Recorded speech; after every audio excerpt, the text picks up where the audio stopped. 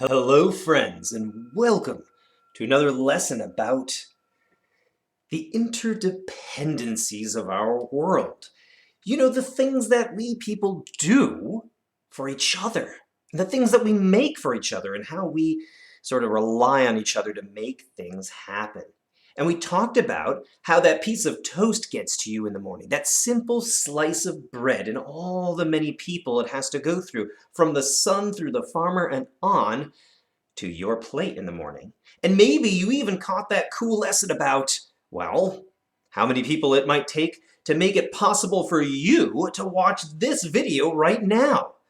Well, I want to go back to somebody we just referred to a little while ago, and that would be the farmer.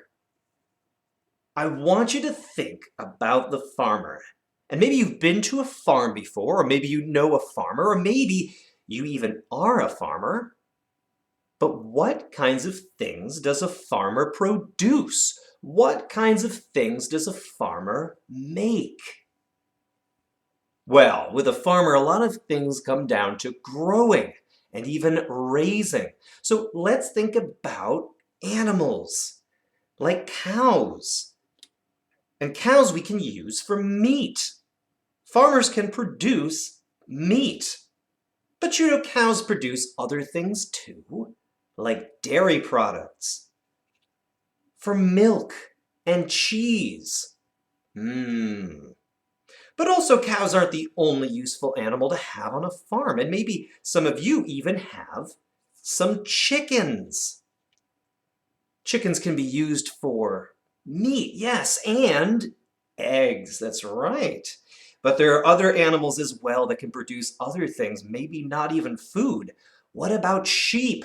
And the wool they produce, that fiber that can be spun and used for clothing and even maybe for knitting too. But a farmer also grows plants, right? And what kinds of plants? Oh, I'm hearing all sorts of vegetables. Farmers do grow vegetables, tomatoes and cabbages, corn. But also some farmers produce fruit. Oh, so sweet. And also wheat. We talked about that one specifically when we talked about how bread gets to you. Well, there's an alternative to those sweet things. A farmer might also produce something like sugar beets. Did you know that you can make sugar from sugar beets? Yes, they're very sweet, and maybe you'd like to know more about that. Or what about a plant that could produce fibers for clothing like cotton? Maybe you'd like to know a little bit more about how we can turn cotton, a plant, into clothing. Or maybe even something more exotic, like silk. Maybe you'd like to know where silk comes from and how it is produced. It's quite an interesting thing. Well, think about those things that the farmer produces, and maybe you know of other things. So I've put a template up so that you could do this same kind of work. But maybe you'd like to focus on someone other than the farmer. Oh, what kinds of things does a tool maker produce?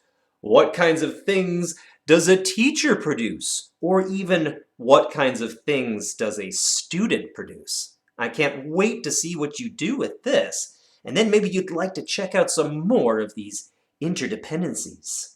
See you again soon.